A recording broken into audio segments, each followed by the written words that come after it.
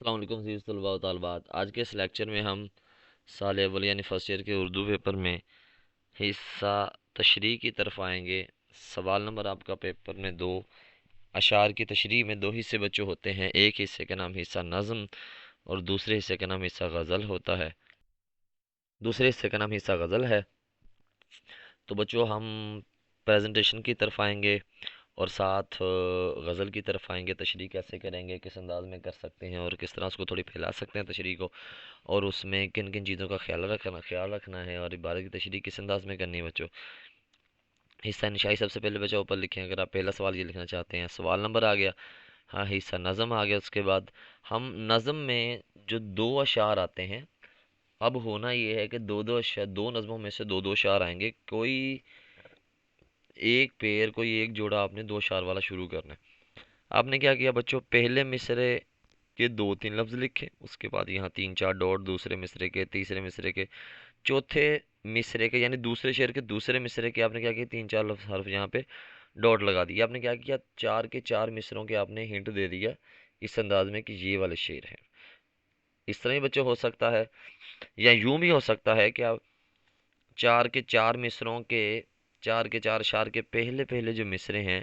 ان کے یہاں پہ لکھ دیں اور یہاں پہ کیا کریں آپ دوسرے دوسرے مصرے کے لکھ دیں۔ اس انداز میں بھی ہو سکتا ہے، یعنی کہ آپ کوئی بھی انداز اپنا سکتے ہیں۔ یہ انداز سب سے مناسب ہے جو میں نے لکھا ہے آپ کے لیے بیٹا۔ اس طرح آپ نے کیا کیا، شعر کا ہنٹ دے دیا۔ اب پہلے ہم نے شعر لکھا یعنی اس کا ہنٹ دیا، کٹھا دیا۔ اس کے بعد بچوں کیا کریں گے، اب ہم آتے ہیں اگلے کی طرف۔ اچھا اوپر ہم نے بیٹا کیا کیا، ہنٹ دے دیا شعر کا، حصہ نظم لکھیں گے یہاں پہ، اس سے زیادہ بیٹا کوئی چیز نہیں لکھیں گے۔ یہاں آپ نے نظم کا عنوان لکھا بیٹا، ایک نمبر آپ کو مل گیا۔ یہاں سے شاعر کا نام لکھا، ایک نمبر مل گیا بیٹا، دو نمبر ہو گئے۔ اس کے فوری بعد ایک ہی دفعہ ہم نے نظم کا عنوان شاعر کا نام لکھنا ہے، کیونکہ ہمیں دو نمبر مل جائیں گے بس، بار لکھنے کی ضرورت نہیں ہے بیٹا۔ آگے دونوں اشعار کا جو مفہوم ہے بیٹا وہ آپ نے ایک ہی بار میں اکٹھا لکھ دینا ہے۔ دونوں اشعار کا مفہوم کیا کرنا ہے، ایک ہی بار میں اکٹھا بیٹا لکھ دینا ہے۔ مفہوم کے نمبر نہیں ہوتے، لیکن ہم اگلے بندے کو، پیپر چیکر کو یہ واضح کروانے کے لیے کہ ہمیں تشریح آتی ہے، مفہوم سے وہ اندازہ لگا لیتا ہے۔ اس کے بعد بیٹا ہم لکھیں گے تشریح۔ تشریح میں یہ علامت آئے گی تفصیلیہ کی، پورے پیپر میں تفصیلیہ کی علامت جہاں لفظ صرف تشریح لکھیں گے وہاں آئے گی اور کہیں بھی یہ علامت نہیں آتی۔ اچھا بیٹا یہ علامت آئیں گی، اس کے بعد نیچے سے ہم تشریح اس کی شروع کر دیں گے۔ ایک شعر کی تشریح وہ دو سائیڈ کی ہوتی ہے، اور نظم ہو غزل ہو اس طرح بیٹا۔ اچھا اب نظم میں تو شعر آتے ہیں ایک ہی نظم میں سے، غزل میں آتے ہیں ایک ہی غزل میں سے۔ نظم کے مفہوم چونکہ بچوں ملتے ہوتے ہیں اور موضوع ملتا ہوتا ہے، ہم نے کیا کیا، شعر نمبر ایک کی تشریح یہاں لکھیں گے، شعر نمبر ایک کی تشریح جہاں بیٹا ہم نے شعر نمبر دو شروع کرنا ہے وہاں پہ دو لکھ دیں بے شک، یا شعر نمبر دو کی تشریح لکھ دیں، کوئی مسئلہ نہیں ہے۔ اگر آپ اکٹھی کرنا چاہتے ہیں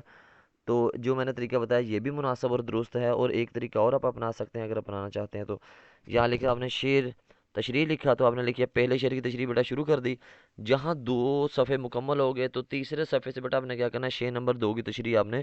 شروع کر دینی ہے۔ لیکن بعض اوقات کیا ہوتا ہے، جو بچہ ہوتا ہے وہ شعر کی تشریح مکس کر دیتا ہے، پہلے اور دوسرے شعر دونوں کو تشریح مکس کر کے بیٹا لکھتا ہے، اس طرح نہیں لکھنا ہے۔ اس لیے بہتر طریقہ یہ ہے، یہاں لکھے شعر نمبر ایک کی تشریح، مفہوم کٹھا لکھ دیں، نظم کا عنوان شاعر کا نام لکھ دیا، مفہوم کٹھا لکھیا، شعر نمبر ایک کی تشریح جہاں شعر نمبر دو شروع ہوا وہاں لکھے شعر نمبر دو کی تشریح بیٹا، اس طرح یہ بھی کٹھی ہو جاتی ہے۔ اچھا اس کے بعد بیٹا کیا کیا،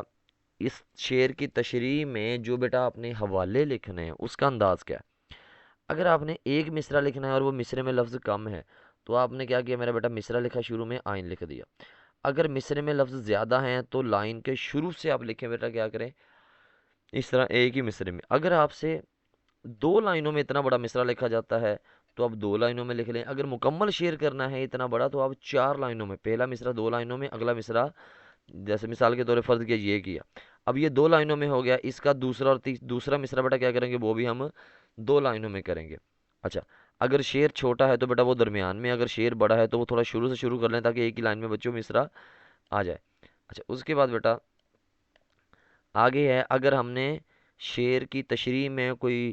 عبارت لکھنی ہے، قرآن کا ترجمہ، حدیث کا ترجمہ، کسی کا قول، کسی کا مقولہ، کہیں سے کوٹیشن، کہیں سے اپنے اقوال زرعی بیٹا لکھنی ہے، اس صفحے کے بالکل درمیان میں آپ نے کیا کرنا میرا بیٹا، انورٹڈ کوما آپ نے شروع کرنا ہے، انورٹڈ کوما سٹارٹ کیا،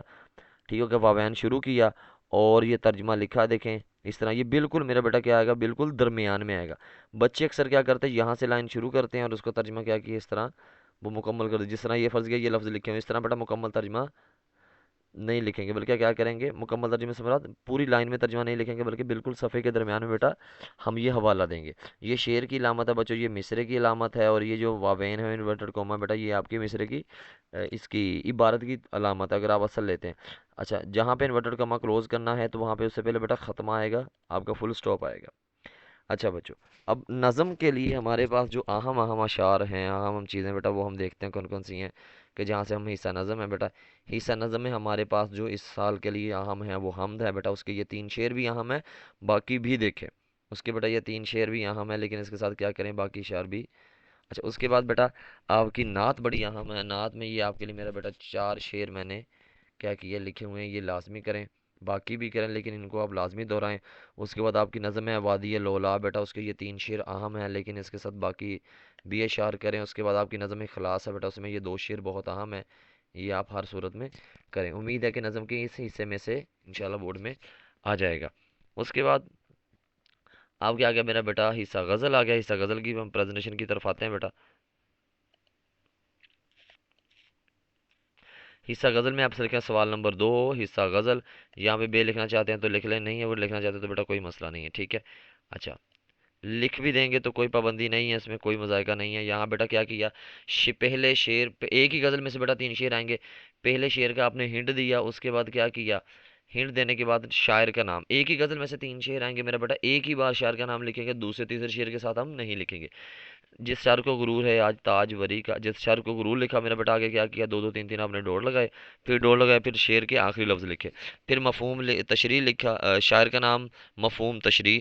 پھر کیا کیا تشریح شروع کر لی میرا بیٹا. جب ہم شعر نمبر یہاں 2 لکھیں گے، کیا لکھیں گے، شعر کا ہنٹ، مفہوم اور تشریح، کیونکہ شاعر کا نام پہلے نام کے ساتھ پہلے شعر کے ساتھ آ گیا، کیونکہ ایک ہی نمبر ملنا ہے تو 3 بار لکھنے سے کون سا 3 بار بچوں نمبر مل جاتے ہیں، تو ایک ہی بار لکھے شاعر کا نام ایک بار، لیکن شعر کا ہنٹ، مفہوم اور تشریح یہ بار بار میرا بیٹا لکھیں، ٹھیک ہو گیا. اچھا، آپ کی غزلیں اہم کون سی ہیں وہ آپ نے ہر حال میں لازمی بچوں کا نہیں، وہ آپ کو میں بتا دیتا ہوں. فراق گورکھپوری کی غزل ہے بیٹا، اس میں 3 شعر بہت اہم ہیں، یہ لازمی کریں باقی بھی کریں. اس کے بعد منیر نیازی کی غزل ہے، یہ بیٹا 3 اشارہ یہ لازمی کریں. یہ 2 غزلیں میرا بیٹا انشاءاللہ اسی میں سے 2 غزلوں میں سے ہی شعر آنے، لیکن احتیاط کے طور پہ یہ فراز کی غزل بھی دیکھیں، لیکن یہ پہلی 2 غزلوں میں سے ہی بورڈ میں انشاءاللہ آئے گی. کیا کہتے پیپر آپ کے آئیں گے، کیا کہتے ہیں اشعار آپ کے آئیں گے تشریح کے لیے. آپ نے یہ 2 غزلیں ہر حال میں ہی تیار کرنی ہے، باقی احتیاط کے طور پہ بھی چیزیں میرا بیٹا دیکھ لینی ہے. اور اشعار کی تشریح میں 2 3 چیزیں ذرا میں واضح کرتا چلوں، کہ بعض اوقات یہ ہو جاتا ہے، بعض اوقات بچوں یہ ہو جاتا ہے کہ آپ کے اشعار کی تشریح میں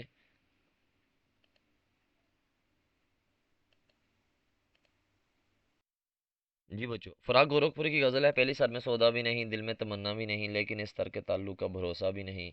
اچھا، یہ سارے کے سارے غزل بیٹا جو غزل ہے یہ عشقیہ مضامین پر ہے، یہ محبوب سے بے وفائی، بے رخی اس پر ہے، اور اس میں کوئی بھی اصلاحی موضوع نہیں ہے. اس میں ساری کی ساری محبوب کی بے وفائی، اس سے محبت، اس سے تنگ آ جانا، بیزار ہو جانا بیٹا، ان موضوعات پہ یہ کیا ہیں، اشعار ہیں. میں آپ کو غزل میں ایک ذرا پڑھ کے مختصر سا جائزہ بتا دیتا ہوں تاکہ آپ کو تشریح کرنے میں آسانی ہو. جی، پہلا شعر ہے، سر میں سودا بھی نہیں، دل میں تمنا بھی نہیں، لیکن اس طرح کے تعلق کا بھروسہ بھی نہیں. بعض اوقات محبوب کی بے رخیوں سے تنگ آ کر عاشق یہ فیصلہ کرتا ہے کہ اب محبوب نے جو بے رخیاں دکھائی ہیں، بے وفائی کی ہے، ظلم کی ہیں، قدر نہ کی، احساس نہ کیا، تو اس کے بدلے میں ہم نے بھی اس کی قدر کرنا، اس کا پیچھا کرنا چھوڑ دینا ہے. ہم نے اس کو سر میں سودا بھی نہیں، سر سے بھی نکال دیا، ذہن سے بھی نکال دیا اور دل سے بھی نکال دیا. لیکن اپنی اس بات پر ڈٹے رہنا، اپنی اس بات پہ قائم رہنا بیٹا، یہ کیا ہوگا، یہ بھی ایک عاشقوں کے لیے کیا کہتے ہیں آسان نہیں ہے. کچھ لمحے کے لیے بعض اوقات ایک عاشق محبوب کی بے وفائی سے تنگ آ جاتا ہے اور ذہن سے اسے نکالنے کا سوچ لیتا ہے اور دل سے بھی نکالنے کا سوچ لیتا ہے، لیکن یہ جو اس کا فیصلہ ہوتا ہے یہ وقتی ہوتا ہے، یہ ہمیشہ کے لیے نہیں ہوتا. دوسرا بیٹا شعر ہے، دل کی گنتی نہ یہ گانوں میں نہ بیگانوں میں، یہ گانا کہتے اپنے کو، بیگانہ کہتے پرائے کو، لیکن اس جلوہ گہے ناز سے اٹھتا بھی نہیں. اب محبوب کی محفل میں ہم بیٹھے ہیں اور محبوب ہمارے دل میں رہتا ہے، نہ تو وہ ہمیں اپناتا ہے، نہ وہ ہمیں کیا کرتا ہے، وہ ہمیں دھتکارتا ہے. تو یا وہ تو ایک طرفہ فیصلہ کرے نا، یا تو وہ ہمیں اپنا لے یا ہم اپنے آپ سے دور کر دے. لیکن محبوب کیا کرتا ہے، قربت بھی نہیں، دل سے اتر بھی نہیں جاتا، وہ شخص کوئی فیصلہ کر بھی نہیں جاتا. تو کوئی ایک فیصلہ کرے نا، یا تو ہمارا رہے یا ہمارا نہ رہے. یعنی کہ محبوب کیا کرتا ہے، وہ یک طرفہ فیصلہ نہیں کرتا بلکہ وہ ہمیں درمیان میں اٹکائے ہوئے رکھے ہے. مہربانی کو محبت نہیں کہتے یا دوست، آہ اب مجھ سے تیری رنجش بھیجا بھی نہیں. لیکن جو محبوب ہے نا، وہ کیا کہتے ہیں نا، وہ ہم سے محبت نہیں کرتا۔ اچھا، بعض اوقات یہ ہوتا ہے کہ جب کوئی بندہ پسند ہو تو اس پر یہ نہیں ہوتا کہ ہم اس پہ ترس کھا کے، احساس کر کے اس پہ کیا کہتے ہیں ترس کھانے والا عمل کریں اور اس سے محبت کر لیں، اس کو پسند کر لیں، تو ایسا نہیں ہوتا۔ اچھا، اب بعض اوقات جب ہم جو ہمیں پسند ہوتا ہے، جس سے محبت ہوتی ہے، اس سے ناراض ہونا، روٹھنا منانا، یہ بھی ایک محبت کی نشانی ہے۔ تو بعض اوقات کیا ہوتا ہے کہ اگر کوئی بندہ ہم پہ ترس کھا رہا ہے، احساس کر کے محبت کر رہا ہے، تو اس طرح نہیں ہوتا، محبتوں میں احساس یا ترس کھانا نہیں ہوتا، بلکہ دل سے یہ عمل ہوتا ہے اور چاہتے ہوتی ہیں۔ اور بعض اوقات محبتوں میں روٹھنا منانا یہ سلسلہ چلتا رہتا ہے، جہاں پہ کیا کہتے ہیں نا، ناراضی ہونا بھی ختم ہو گئی، جہاں پہ ناراض ہونا بھی ختم ہو گیا، جہاں پہ روٹھنا منانا بھی ختم ہو گیا، یہ بھی ایک محبتوں کے ختم ہونے کی نشانی ہے۔ اگلا شعر ہے: ایک مدت سے تیری یاد بھی آئی نہ ہمیں، اور ہم بھول گئے ہوں تجھے، ایسا بھی نہیں دونوں ہم زندگی میں مصروفیات میں، مسائل میں، بعض اوقات رزق کا مسائل، بعض اوقات زندگی کی پریشانیاں، رشتوں کی مسئلے مسائل، یا زندگی کے کمانے کے مسئلے مسائل، اس طرح کی کئی طرح کے مصروفیات میں ہوتے ہیں، مگر اس کا مطلب یہ نہیں ہوتا کہ جو ہمارے تعلقات ہیں، جو ہمارے رشتے ہیں، جو ہمارے دوستیاں کہیں ہیں، یا کوئی بھی تعلق ہے، وہ ہم نے کیا کیا، ان کو بھلا دیا ہے یا ہم ان سے دور ہو گئے ہیں۔ ایسا بالکل نہیں ہے، ایسا ہرگز نہیں ہے۔ لیکن بعض اوقات جس انسان سے ہمارا تعلق ہے، اس سے نہ ملنا، اس سے بات نہ کرنا، اس کے دل میں یہ خیال پیدا کرتا ہے کہ اس نے مجھے دل سے بنا دیا۔ تو یہاں پہ فراق گورکھپوری کہتے ہیں کہ اگر ایک عرصے سے میں نے تمہیں یاد نہیں کیا ہے محبوب، اگر ایک عرصے سے میں نے تمہیں یاد نہیں کیا، اس کا یہ ہرگز مطلب نہیں ہے کہ میں نے تم سے محبت کرنا بند کر دیا، تمہیں چاہنا بند کر دیا، تم سے پیار کرنا بند کر دیا، تم سے جو عشق ہے، محبت ہے، تعلق ہے، الفت ہے، چاہت ہے، یہ ساری کی ساری ختم ہوئی ہے۔ ایسا بالکل نہیں ہے، بس زندگی کی مصروفیات کی وجہ سے تم سے ملنا نہیں ہو رہا، لیکن یہ لازمی، یہ ہرگز نہیں ہے کہ ہم نے تمہیں دل سے بھلا دیا، بلکہ آج بھی تم ہمارے دل میں ویسے ہی ہو جس طرح پہلے ہوا کرتے تھے۔ یوں تو ہنگامے اٹھاتے نہیں دیوانہ عشق، مگر اے دوست کچھ ایسوں کا ٹھکانہ بھی نہیں۔ جو دیوانے ہوتے ہیں یہ زبان پہ شکوے نہیں لاتے، شکایتیں نہیں لاتے، آہ و فغاں نہیں کرتے، چیختے چلاتے نہیں ہیں، اور یہ کیا کرتے ہیں، بس تنہائی میں بیٹھے رہتے ہیں، بس اکیلے پن میں بیٹھے رہتے ہیں، محبوب کی یاد میں بیٹھے رہتے ہیں۔ لیکن بعض اوقات کیا ہوتا ہے نا، محبوب کی بے رخی سے تنگ آ کر کیا ہوتا ہے نا کہ وہ محبوب سے شکوہ شکایتیں کرنا شروع ہو جاتے ہیں، اپنا آپ سنانا شروع ہو جاتے ہیں، اپنا کیا کہتے ہیں جو محبوب کے لیے وقت نکالا، قدر کی، احساس کیا، وہ شکوہ شکایتیں شروع کر دیتے ہیں، جتانا شروع کر دیتے ہیں۔ اور یہ جو شاعر ہوتے ہیں یہ محبوب ہوتے ہیں، جو عاشق جو ہوتے ہیں وہ حساس ہوتے ہیں، سینسٹیو ہوتے ہیں، اور بڑے کیا کہتے ہیں یہ لوگ نا دل کے نرم ہوتے ہیں، اور ان کو تو محبوب کی طرف سے ہر ظلم، جو ہر دکھ ہے، جو درد ہے، وہ برداشت کرنا چاہیے، بلکہ شکم شکایتیں نہیں کرنی چاہیے۔ لیکن بعض اوقات کیا ہوتا ہے، ایک عاشق دل برداشتہ ہو کے محبوب کی برے رویوں سے تنگ آ کے شکوے شکایتوں پر اتر آتا ہے، لیکن ویسے تو یہ ہنگامے نہیں اٹھاتے، ویسے تو یہ بات نہیں کرتے، لیکن بعض اوقات یہ ہوتا ہے محبوب کے رویے سے تنگ آ کر شکوے شکایتوں پہ اتر آتے ہیں۔ لیکن ایک عاشق کو اس طرح نہیں ہونا چاہیے، بلکہ اس کو نرم مزاج اور محبوب کے رویے کے مطابق، وہ اچھا ہو وہ برا ہو، اس کو اپنانا چاہیے اور اسی پہ قائم رہنا چاہیے۔ ہم اسے منہ سے برا تو نہیں کہتے کہ فراق دوست تیرا ہے مگر آدمی اچھا بھی نہیں، منہ سے ہم اپنے برا تو نہیں کہتے کہ فراق ہے تیرا دوست مگر آدمی اچھا بھی نہیں۔ بعض اوقات ہی ہوتا ہے بچوں کہ ہمارا جن سے تعلق ہوتا ہے اس شخص کا معاشرے میں، سوسائٹی میں دیکھیں، آپ غلطی کرتے ہیں نا تو لوگ آپ کو نہیں کچھ کہتے، لوگ آپ کے والدین کو جا کے کچھ کہتے ہیں، کہ بتاتے ہیں کہ آپ کے بیٹے نے، آپ کی بیٹی نے غلطی کی ہے۔ کیوں؟ دراصل آپ کا جو معیار ہے، جو عزت ہے، جو احترام ہے، جو تعلق ہے سوسائٹی میں، آپ کے والدین کی وجہ سے آپ مشہور ہیں، اپنے والدین کی وجہ سے آپ کا تعلق ہے میرا بیٹا۔ تو بعض اوقات کیا ہوتا ہے کہ بعض اوقات لوگ آپ کے والدین کو آگے تانا دیتے ہیں، کہتے ہیں اور شکوے شکایتیں کرتے ہیں کہ آپ کے بچوں نے یہ کیا، تو لوگ کہتے ہیں کہ منہ سے ہم برا تو نہیں کہتے کہ فراق دوست تیرا ہے مگر آدمی اچھا بھی نہیں، ہمارا ایک دوست ہے، ہمارا ایک محبوب ہے، ہمارا ایک عزیز ہے، اور وہ لوگوں کو پتہ ہے کہ وہ ہمارا عزیز ہے، وہ ہمارا دوست ہے۔ لوگ اگر وہ کوئی غلطی کرتا ہے نا جو ہمارا دوست ہوتا ہے، لوگ اس دوست کو نہیں متانا دیتے، لوگ اس دوست کو برا بلا نہیں کہتے، بلکہ لوگ کیا کرتے ہیں، وہ ہمیں آ کے بتاتے ہیں، ہمیں آ کے کہتے ہیں کہ جناب یہ جو آپ کا دوست ہے، اس دوست کی وجہ سے ہمیں پریشانی ہوئی، دکھ ہوا، درد ہوا، تو ہمارے اس دوست کی وجہ سے ہمیں شکوے شکایتیں سننا پڑتی ہیں، اور کیا کہتے ہیں وہ میرا دوست ہے، سارے جہاں کو ہے معلوم، दगा करे वो किसी से शर्म आए मुझे, हमारा ही कोई दोस्त बाहर खराबी करता है तो लोग हमें कहते हैं और हमें शर्मिंदगी होती है। तो बाज़ औक़ात हमारे ही चाहने वाले और हमारे ही दोस्तों से क्या होता है, हमें बाहर वाले लोग हमें कहते हैं और हमें क्या होता है, उस बात का दुख होता है। आगे अगली वाली गज़ल है, बच्चों बेचैन बहुत फिरना, मुनीर नियाज़ी की बेचैन बहुत फिरना, घबराए हुए रहना, एक आग सी जज्बों की दहकाए हुए रहना। अच्छा, अब हम एट अ टाइम एक ना एक वक्त क्या होता है ना, देखें जो सुकून होता है ना वो हमें नींद में ले जाता है, सुकून होता है ज़िंदगी में, हमारे पास कोई हलचल कोई इस तरह का जज्बा नहीं होता कि हमें वो जगाए रखे। बाज़ का जब हम दिल में जज्बे पैदा कर लेते हैं, जहन में ख्वाब पैदा कर लेते हैं, दिल में ख्वाब पैदा कर लेते हैं, वो ख्वाब वो जज्बे वो आगे बढ़ना, वो क्या कहते हैं मंजिल तक पहुंचने के जो हमें ना बेचैनी सुकून वगैरह, बेचैनी वगैरह और घबराहट वगैरह हमें रहती है, और वो जज्बा हमें मेहनत करने पे, घबराने पे और बेचैन किए रखता है कि भाई आगे बढ़ो, मेहनत करो, आज ये काम करो, कल ये मेहनत करो, परसों ये मेहनत करो, आगे ये मेहनत करो। तो कोई भी जज्बा है, कोई भी मनसब हासिल करने के लिए, कोई भी मंजिल हासिल करने के लिए हमारे दिल में क्या होता है बच्चों, हमें वो तड़प वो शिद्दत वो लगी होती है, और हमें उस तड़प में उस शिद्दत में हमें हर वक्त रहना होता है। अगर हम सुकून में आ जाते हैं इसका मतलब हमारे दिल में कोई जज्बा नहीं है। देखें आग है ना, पहले पहले पहल तो बिल्कुल ठीक है, सुकून है और लकड़ी पड़ी हुई है, लेकिन जब आग लगती है तो उसके साथ तपश भी आती है, उसके साथ उसमें गर्माइश भी आती है, बेचैनी भी आती है, उसके साथ हिद्दत भी आती है। तो मेरे बेटा जब हम अपने दिल में कोई जज्बा कोई ख्वाब नहीं भरते तो दिल बिल्कुल सही धड़कता है, लेकिन कोई जज्बा कोई ख्वाब कोई हम प्लान बना लेते हैं, किसी मंजिल का हम सोच लेते हैं, तो हमारे अंदर हमारे जहन में हमारे एक्टिविटी में हमारे हरकत व सकनात में ये चीज़ें ये भर जाती हैं, हमारे अंदर ये क्या कहते हैं ना हलचल भर जाती है। मिसाल के तौर पे एक तालिब इल्म है, उसने अब टॉप करना है, उसने ज़्यादा नंबर लेने हैं, वो दिन रात एक करके पढ़ रहा है, मेहनत कर रहा है, पेपर याद कर रहा है, तैयारी कर रहा है, तरह तरह की चीज़ें पूरी कर रहा है। क्यों? अपने अंदर उसने वो जज्बा वो हिम्मत वो दिलेरी वो हलचल वो पैदा की है ताकि वो आगे बढ़ सके। और एक तालिब इल्म है जो चाहता है बस मैं पास हो जाऊँ, बस मैं गुजारा कर लूँ, या पास मैंने नहीं होना, वो सुकून से सो रहा है। तो दोनों में बच्चों फ़र्क है। जब आप अपने अंदर किसी मंजिल पर पहुंचने के लिए या किसी भी काम का जज्बा रखते हैं, वो जज्बा आपको जगाए रखता है, वो जज्बा आपको मुतहर्रक रखता है, वो जज्बा आपको हरकत में लाए रखता है। छलकाए हुए चलना, खुशबू लबे लाल की, एक बाग सा साथ अपने महकाए हुए रहना। ये मैं मुनीर नियाज़ी का देखें पहला शेर जो इस्लाही है, दूसरा शेर महबूब पर आ गया। अच्छा बच्चों,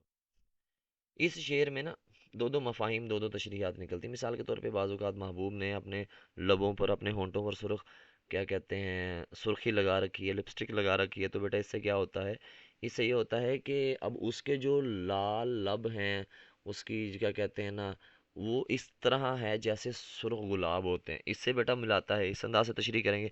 और दूसरा बाज़ औक़ात ये है कि हम सुना है बोले तो बातों से फूल झड़ते हैं, फराज का शेर है, सुना है बोले तो बातों से फूल झड़ते हैं, ये बात है तो चलो बात करके देखते हैं, रुके तो गर्दिशें उसका तवाफ़ करती हैं,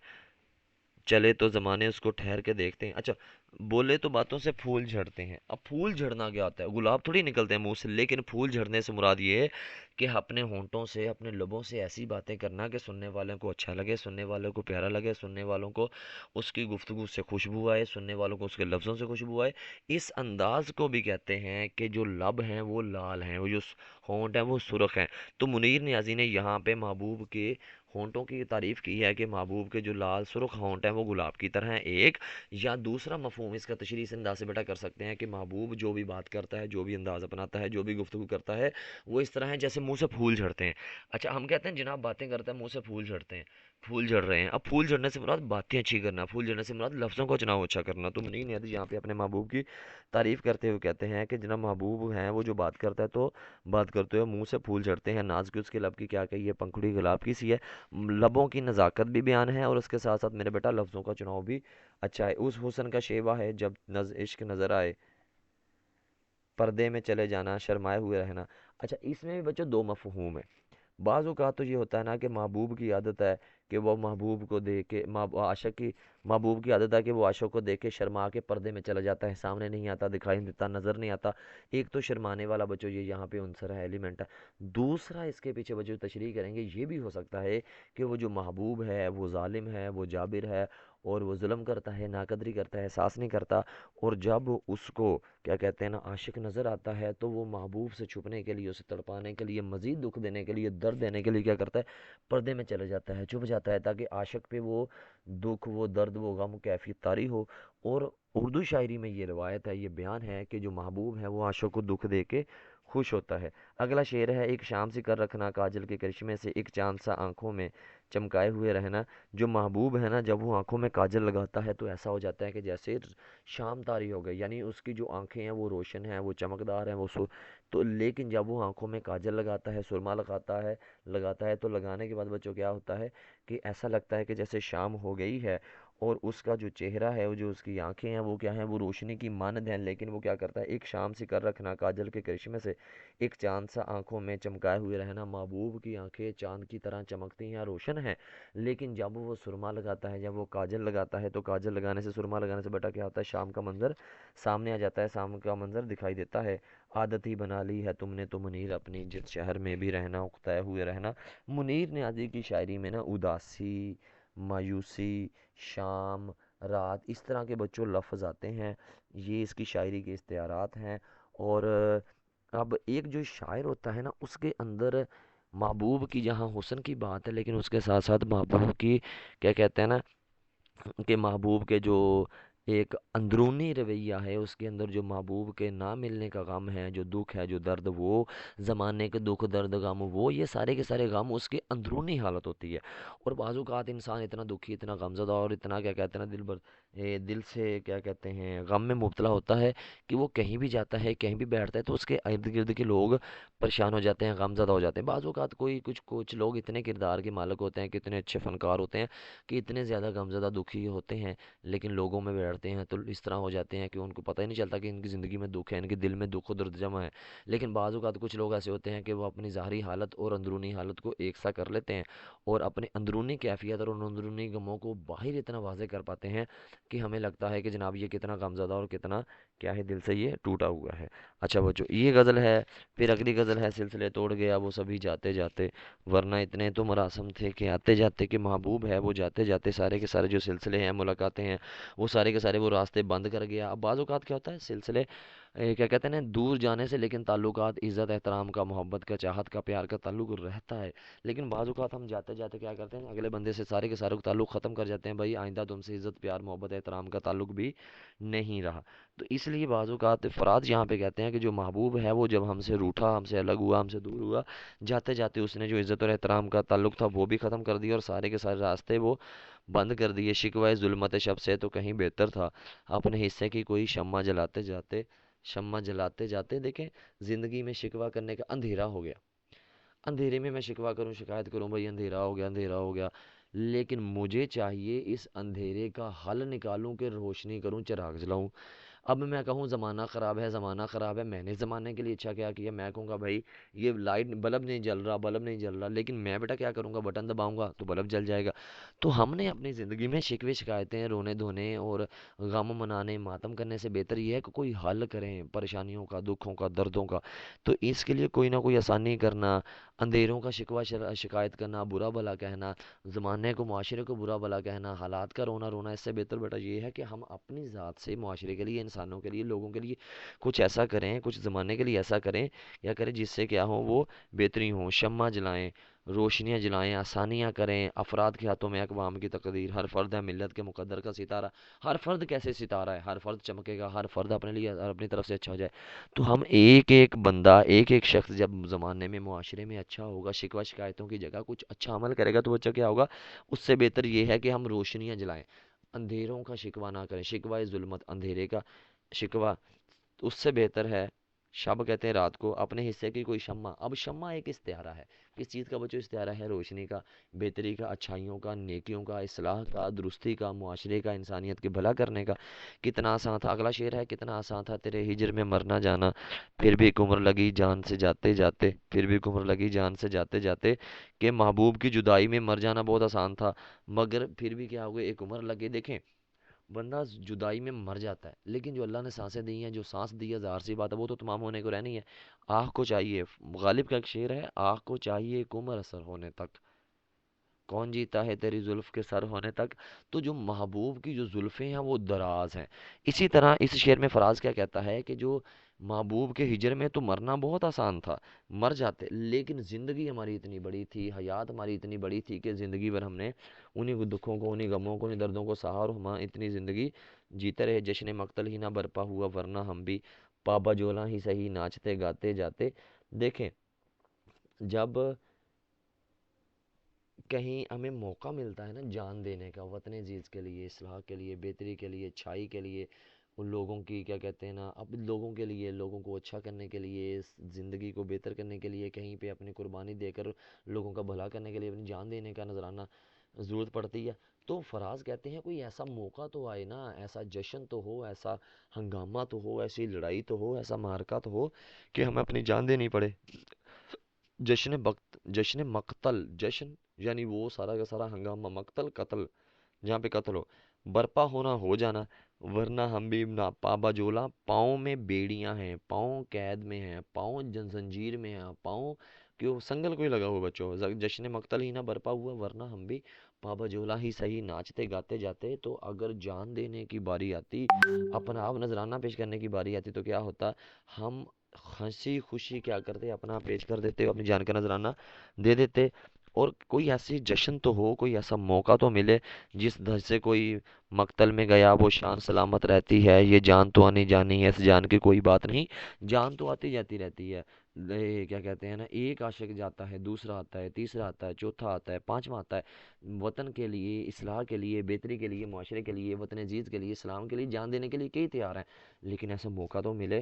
اور عید نظارہ ہے شمشیر کا اور یہاں ہونا, اور اس بندے کے لیے جب تلوار نکلتی ہے تو یہ عید جیسا منظر ہے, جیسا نظارہ ہے کہ جان دینے کی کیا کہتے ہیں نا باری آ گئی ہے. تو جو احمد فراز ہے نا, یہ لوگوں کے اندر جہاں عشق شاعری بچوں لاتے ہیں, عشق شاعری کرتے ہیں, اور اس کے ساتھ ساتھ ایسی اصلاحی شاعری بھی کرتے ہیں, کیونکہ فراز کا جو تعلق ہے وہ اصلاح معاشرے سے بھی ہے اور لوگوں کو بیدار کرنے سے بھی ہے. آخری شعر ہے بیٹا اس کی, وہ جانے اسے پاس وفا تھا کہ نہ تھا, تم فراز اپنی طرف سے تو نبھاتے جاتے. پاس کہتے لحاظ کرنا, خیال کرنا, احساس کرنا, اس کی وہ جانے. دیکھیں کوئی بھی تعلق ہے نا بچوں, وہ دو طرفہ ہوتا ہے, ایک ہوتا ہے عاشق کی طرف سے, ایک ہوتا ہے محبوب کی طرف سے. میری کسی انسان سے دوستی ہے, ایک تعلق میری طرف سے ہے اس دوستی کا, ایک تعلق ادھر سے ہے. میں نے اس کے لیے کتنا اچھا رہنا ہے, میں نے اپنے دوست کے لیے کتنا اچھا عمل کرنا ہے, اس کے ساتھ کتنا تعلق نبھانا ہے, یہ میری طرف سے ہے. وہ کتنا نبھاتا ہے وہ اس کی طرف سے. دیکھیں ہم تعلق ہے, ہم کیا کہتے ہیں مخلوق ہیں, اللہ خالق ہے, تعلق ہے, ٹھیک ہے, خالق اور مخلوق کا تعلق ہے. اللہ کتنا وفادار ہے یہ اللہ کی طرف سے, اللہ کتنا نبھا رہا ہے یہ اللہ کی طرف سے. ہم کتنا نبھاتے ہیں کتنا نہیں نبھاتے یہ ہماری طرف سے ہے. روز معاشر کیا ہوگا, مالک تو وفادار ہے لیکن ہم اللہ کے وفادار نہیں ہیں. تو روز معاشر ہم اپنی طرف سے کیا کریں, ہماری طرف سے کمی ہے, اس کی طرف سے نہیں ہے. تو فراز یہ کہتا ہے کہ اگر ایک عاشق محبوب کو پسند کرتا ہے, محبوب سے عشق کرتا ہے, محبت کرتا ہے, تعلق رکھتا ہے, الفت رکھتا ہے, حسرت رکھتا ہے, خواہش رکھتا ہے, تمنا رکھتا ہے, تو وہ اپنی طرف سے نبھاتا رہے, اپنی طرف سے محبت پہ ڈٹا رہے. اگر وہ محبوب سے محبت کرنے سے باز آ جاتا ہے, محبوب سے محبت کرنا چھوڑ دیتا ہے, تو کیا ہوتا ہے, محبوب کو کل کلاں کو کہے کہ بھائی تم سے محبت نہیں کی, تم نے ہم سے محبت کرنا چھوڑ دی, تو پھر عاشق کو کیا ہوگا, شرمندگی کا سامنا ہوگا. اس لیے فراز کہتے ہیں کہ آپ اگر جس بندے سے عشق کرتے ہیں, محبت کرتے ہیں, تو آپ عشق پہ محبت پہ ڈٹے رہیں. اگلا بندہ آپ کی قدر کرتا ہے نہیں کرتا وہ نہ کرے, لیکن دیکھیں جو چاہنے کا عمل ہوتا ہے نا, اس میں تجارتیں نہیں ہوتی, اس میں یہ ذہنی کیفیت نہیں ہوتی بھائی تم محبت کرو گے میں محبت کروں گا, تم عشق کرو گے میں عشق کروں گا. اس میں ہم اپنے جذبات کا اظہار کرتے ہیں, ہمارے پاس اپنے جذبات ہوتے ہیں, محبوب کے پاس اپنی ایک کیفیت ہوتی ہے. تو ہم نے اپنے جذبات کو لے کے چلنا ہوتا ہے, ہم نے اگلے بندے کے جذبات کا اتنا نہیں دیکھنا ہوتا ہے. ہماری جو خواہشیں ہیں ہم ان کو لیتے ہیں, ہم ان کو آگے رکھتے ہیں. اس لیے ایک عاشق اپنی خواہشوں کو, اپنی تمناؤں کو سامنے رکھے اور اس سے کبھی نہ پھرے. اصولاً تم خود بے وفا ہو فراز, وہ جو بچھڑا تو تم مر کیوں نہیں گئے. پہلے پہل تو کہتے تھے جناب کہ محبوب بچھڑا تو ہم مر جائیں گے,